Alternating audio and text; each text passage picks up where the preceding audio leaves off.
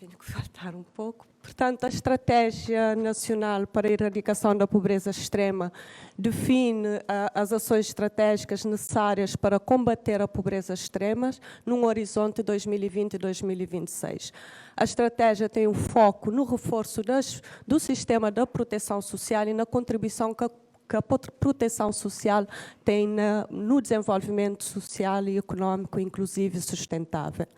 A estratégia tem um foco na pobreza extrema, considerando que há grupos de pessoas e indivíduos que, pela situação de vulnerabilidade, carecem de programas de transferências de rendas e programas de proteção social para poder assegurar também que essas pessoas consigam atingir a satisfação das necessidades básicas e consigam também aproveitar das oportunidades econômicas. Falo sobretudo de idosos, pessoas com incapacidade, crianças e pessoas que vivem embaixo do limiar da pobreza.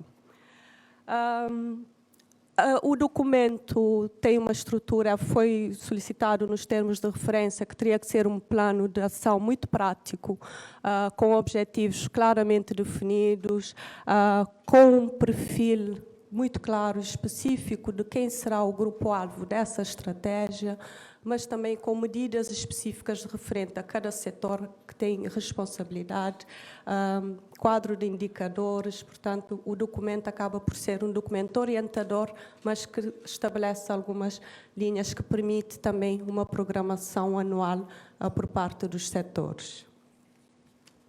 O documento, como eu já referi, é o Horizonte 22-26. O ano 22 é um ano da elaboração da estratégia. E também o documento em si é um dos indicadores, é um indicador de desembolso orçamental por parte da União Europeia. Como disse o senhor Ministro da Família, a estratégia está alinhada com o objetivo 1 da ODS, da erradicação da pobreza extrema até 2030, mas também com a Agenda Africana 2063, também de alcançar um padrão de vida elevado, qualidade de vida e bem-estar para todos os cidadãos. A Ambição 2030, o compromisso que Cabo Verde assumiu nessa Declaração do Desenvolvimento Sustentável. A nível nacional ainda, o programa do governo é um dos maiores compromissos do governo, é a meta de erradicar até 2026 a pobreza extrema, tendo sido muito mais ambicioso, inclusive, que o Objetivo de Desenvolvimento Sustentável, e que veio a ser reforçado no PEDS 2, aparece como o PEDS 2 reforça essa ambição, esse compromisso, digamos assim, não é uma ambição, mas sim um compromisso, e articula, sobretudo, com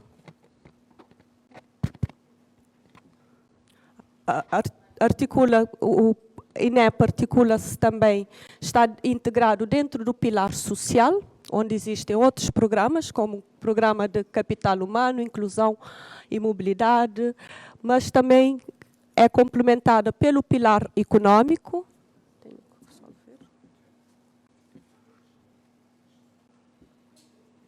Portanto, o pilar econômico prevê medidas de investimentos no setor do turismo, mas também no desenvolvimento do setor empresarial, a transformação da agricultura, das pescas, a aposta na economia azul, a transição energética. Portanto, são outras medidas e programas que também contribuirão .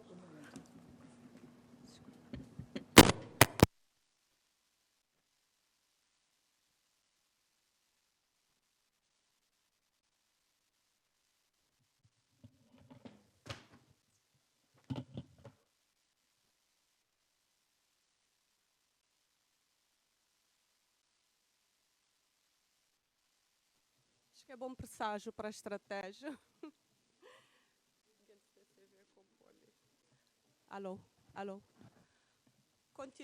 Como eu dizia, portanto, a INEP é complementada pelo pilar da economia e desses programas que eu referi, mas também pelos planos sectoriais. Nós temos o plano do Emprego Digno, 2022-2026, o Plano Nacional de Habitação, o Programa de Aceleração da Transição da Economia. Portanto, são vários programas sectoriais também que terão a contribuição nas medidas de erradicação da pobreza extrema. E, claramente, os planos de desenvolvimento municipal, que é onde irá materializar toda a política e todas as medidas a nível da erradicação da pobreza extrema. Portanto, a erradicação da pobreza extrema é um programa transversal a diferentes setores e a diferentes medidas. Porquê do reforço da proteção social? Porque é evidente, e tem sido cada vez mais evidente, o contributo que os programas de proteção social têm para o crescimento, para garantir um crescimento econômico mais inclusivo e a redução efetiva da pobreza e da desigualdade. De facto, os investimentos na proteção social aumentam automaticamente o rendimento da família. Aumentando o rendimento da família, a família tem melhores condições de aceder a bens essenciais, como a saúde, a melhoria da habitação, mas também recebendo as transferências diretas, aumenta a liberdade das pessoas para tomarem a sua decisão, facilita o desenvolvimento, a procura de emprego, mas desenvolvimento de pequenos negócios, aumenta o consumo local na medida que as pessoas começam a frequentar e a adquirir os seus bens essenciais também nos pequenos serviços locais, melhora, como eu disse, o acesso à saúde, dá uma segurança às pessoas para os momentos de crise e ficou evidente durante a pandemia do Covid a importância dos sistemas de proteção social para responder a situações de crise e de emergência, não é? Mas há várias outras evidências a nível da educação. Por exemplo, no México ficou evidente que o investimento nas políticas sociais e nos programas de transferência de renda aumentou o número de frequência escolar das crianças, não é? Na África do Sul, estudos apontam que as pessoas que estavam nos programas de transferências de renda tinham 15% mais chance de desenvolverem atividade econômica. Portanto, aqui não é ver a proteção social como um fator que poderá potencializar as pessoas, garantir que as pessoas melhorem o seu consumo, melhorem o seu bem-estar, tenham mais possibilidade de entrar no mercado e num trabalho decente e, com isso, também poder transitar e contribuir melhor para o próprio desenvolvimento do país. A nível nacional, nós temos também evidências já. O rendimento social de inclusão implementado já desde 2017 e 2020, já com maior incidência, de facto comprovou que é um dinheiro que garante uma segurança às pessoas, é usado sobretudo para a satisfação das necessidades básicas, e aqui a alimentação aparece claramente como a mais referenciada. Esse estudo foi realizado pela Unidade de Gestão de Projetos junto a beneficiários do rendimento social de inclusão durante a fase de Covid. Também foi feito um estudo em 2022 onde se comprovou o efeito multiplicador da proteção social no próprio PIB do país. Daí também termos essas evidências nacionais e que possibilitou ou que permitiu ao país, durante de 2016 a 2019, ter registrado diminuição no número de pobreza extrema. Com a Covid, esse ganho veio a ter algum retrocesso, mas, de facto, ficou comprovado que esses mecanismos implementados de uma forma cada vez mais eficaz e eficiente não só contribuirão para a redução da pobreza, diminuição da desigualdade, mas contribuirão também para o desenvolvimento econômico, um desenvolvimento que será sustentável e inclusivo. Então, a INEP irá trabalhar em termos de definição da pobreza. Também aqui há vários conceitos da pobreza, mas o mais consensual é que pobreza são todas as pessoas que não conseguem garantir o mínimo, a satisfação das necessidades básicas. Há conceitos que veem essas necessidades de uma forma multidimensional, né, desde o acesso à saúde, à educação, mas, sobretudo, e tem sido usado, e a referência que a INEP usa, que é usado também em contexto nacional, é o indicador de rendimento. São todas as pessoas que vivem com menos $1,90 dia. Esse é um indicador do Banco Mundial e que também o país usa como referência na construção dos indicadores referente aos compromissos internacionais, sendo certo também que o país tem uma linha nacional que precisa ser atualizada, porque é de 2015, mas a nível nacional é considerado pessoas que vivem em extrema pobreza, todas as pessoas que vivem com menos, no meio rural, vivem com menos de 135 escudos por dia e no meio urbano vivem com menos de 136 escudos por dia. Tendo como base essa referência e os dados produzidos em 2022, portanto, INEP parte do princípio que teremos 3,1% da população em pobreza extrema, representando 12 mil agregados familiares. Portanto, são esses 12 mil agregados familiares o grupo-alvo dessa estratégia. Para caracterizar o grupo-alvo foi usado o cadastro social, como disse o Sr. Ministro, é um instrumento poderoso em termos de caracterização socioeconómica, de focalização, de registro, mas sobretudo de identificar onde são estas pessoas. Quer dizer que nós tivemos o INE a chegar aos 13%, o cadastro consegue chegar a essas pessoas, o que permite também, em termos de política pública, podermos já termos identificado quem são essas pessoas. Portanto, aqui é tornar mais eficaz esse mecanismo de focalização. E, de facto, os dados do cadastro acabam por confirmar o perfil das pessoas que vivem em pobreza extrema. Né? 37% são crianças, têm menos de 15 anos, portanto a pobreza afeta sobretudo as crianças. Destas, 10% não estão a frequentar o ensino.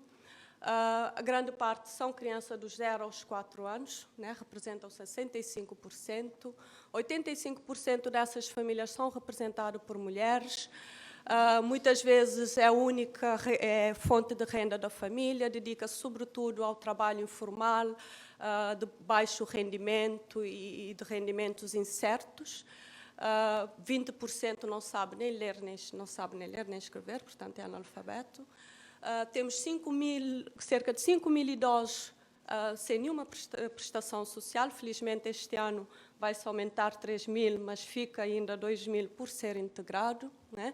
E acaba por ser quase o total dos idosos identificados nesse grupo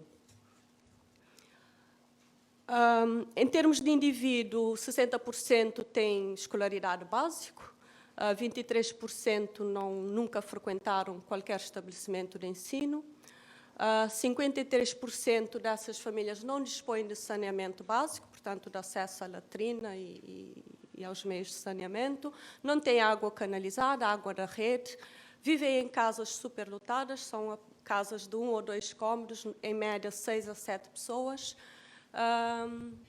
e 71% não têm fontes de rendimento formais, né? Exercem, sobretudo, os trabalhos informais, que são precários e de baixa especialização.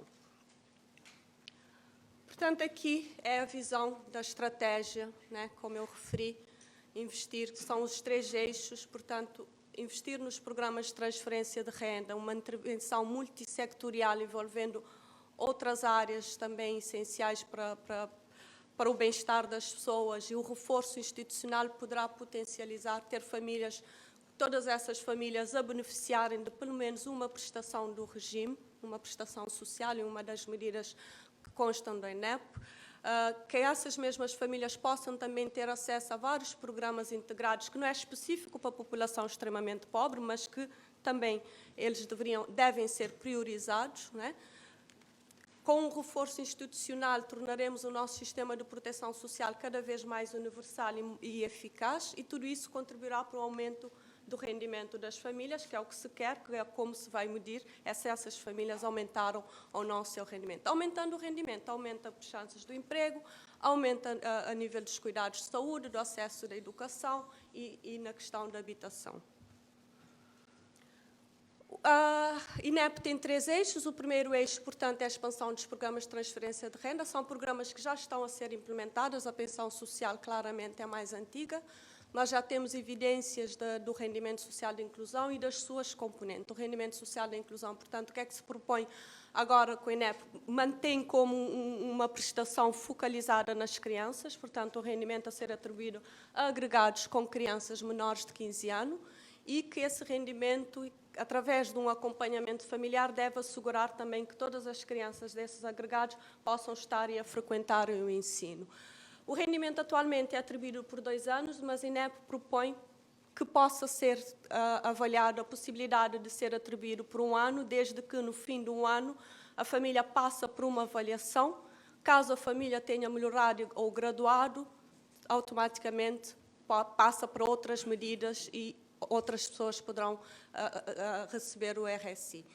A inclusão produtiva, portanto, que é reforço das competências técnicas através da formação profissional e do apoio no desenvolvimento de pequenos negócios, como um complemento ao rendimento social da inclusão para as pessoas que têm potencialidade para desenvolver atividade econômica, para que no fim do período em que recebe o RSI, ou 1 ano ou 2 anos, a pessoa possa ter uma fonte de rendimento e aí também transitar, né, dos programas de transferências sociais para o sistema contributivo.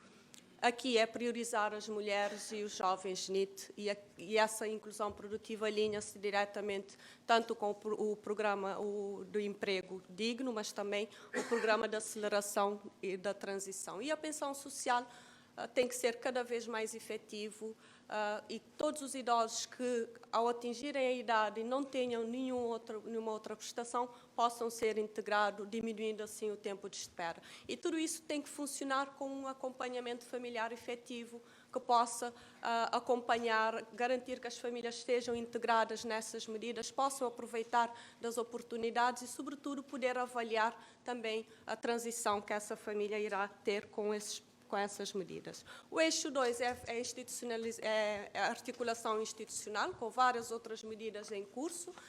A nível da educação, assegurar que todas as crianças que vivem em agregados extremamente pobres frequentem creches e jardins de infância. Atualmente são cerca de 4.000 que não frequentam nenhum estabelecimento. Priorizar e assegurar que os jovens com mérito possam ter acesso às bolsas de estudo, aqui com a direção do ensino superior e ação social escolar, mas também reforçar o transporte escolar e as cantinas escolares. A nível do emprego, é fortalecer a inclusão produtiva, associado sobretudo aos jovens NEET, né, mas também às mulheres, assegurar que as pessoas que estejam na inclusão produtiva possam ter acesso ao rendimento social de inclusão ou a uma prestação semelhar e que lhe permita, durante o tempo que estiver a desenvolver a atividade econômica, possa ter também um meio de subsistência e alguma segurança. E estimular essa transição da economia informal para a economia formal, transitando assim das prestações do Centro Nacional do CNPS para o INPS. O eixo 3 acaba por ser o reforço institucional, técnica e financeira, portanto, a primeira coisa é garantir a sustentabilidade dessas medidas, não é? A sustentabilidade passa tanto o fundo já foi criado, tanto pela criação de um fundo de financiamento interno, mas também por esse reforço dessa transição do regime não contributivo para o regime contributivo, não é? Também a criação de grupos de trabalho, que podem ser grupos de seguimento, comitê de pilotagem, mas grupo que possa ter um espaço de articulação e de implementação envolvendo todos os setores que têm medidas no âmbito da INEP para uma melhor articulação institucional, o reforço institucional do Ministério da Família, que é o Ministério que coordena o plano, coordena não só a nível central, mas também coordena junto com os municípios, portanto, há necessidade de reforçar esse setor. Os mecanismos de monitoria e avaliação assumem aqui um papel importante porque terão anualmente de ser capaz de avaliar cada desses 12.000 agregados a sua evolução. Portanto, aqui também é importante consolidar todos os instrumentos de seguimento e avaliação, integrar esses instrumentos com outros instrumentos de informação estatísticos já existentes, como o grupo de trabalho sobre a estatística da proteção social, a questão também da expansão do cadastro social aos municípios, a implementação do mecanismo de queixa e reclamação do cadastro social, e também a realização periódica de estudos independentes para avaliar a eficácia desses programas sociais. Aqui eu destaco o Fundo Mais como sendo um grande ganho para a estratégia, né? Pela primeira vez, eu acho que temos um fundo nacional para financiar as medidas da estratégia, sobretudo o rendimento social de inclusão, né? Já foi publicado, 80% do fundo será utilizado para o rendimento social de inclusão e outros fundos, eventualmente, também que se vieram a mobilizar para reforçar a parte orçamental. Chegando aqui à parte orçamental, pronto, aparecem todos esses valores. É certo que o pilar social é onde contempla grande parte dessas medidas, os programas de transferência de renda, né?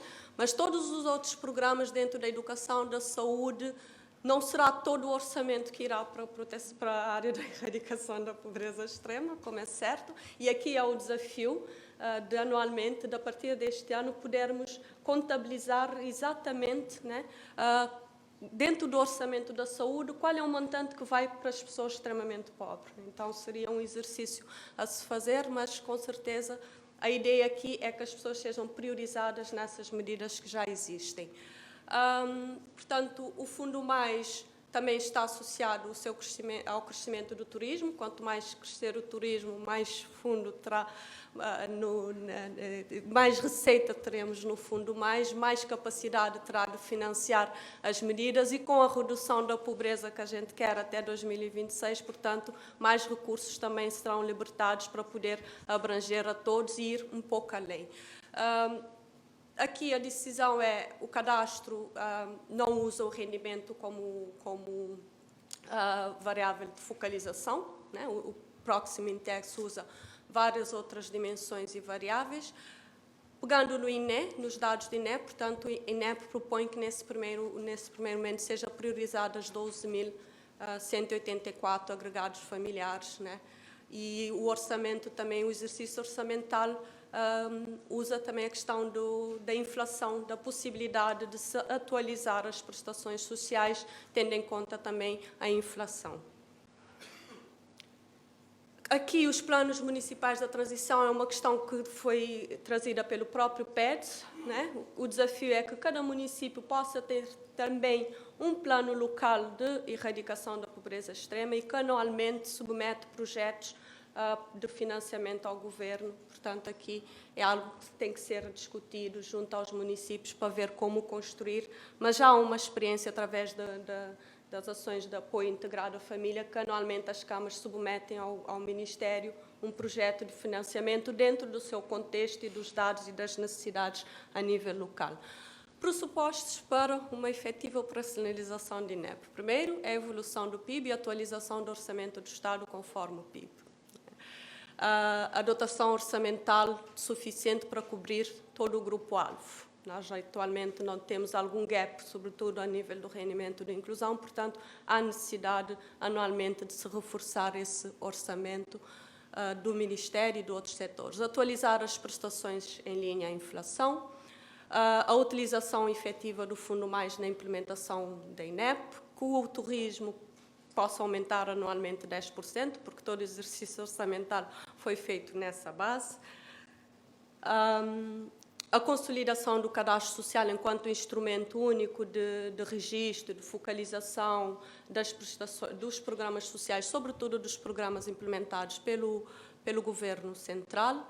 A abrangência, que essas medidas consigam, de facto, chegar às pessoas certas e a todas elas, e a capacidade também do MFIS e das câmaras municipais em implementar essas medidas e, sobretudo, aqui também a cooperação entre todos os ministérios que têm medidas no âmbito da estratégia, que estão aqui elencadas, mas também as câmaras municipais, as organizações da sociedade civil, a cooperação internacional. Portanto, todos têm que estar bem articulados e numa mesma linha para assegurar, de facto, a implementação desse plano de ação aqui proposto.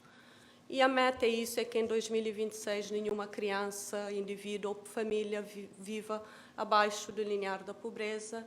E eu termino agradecendo a todos pela vossa atenção e convido-vos a lerem a estratégia, que tem toda a informação que precisam. Muito obrigada pela vossa atenção.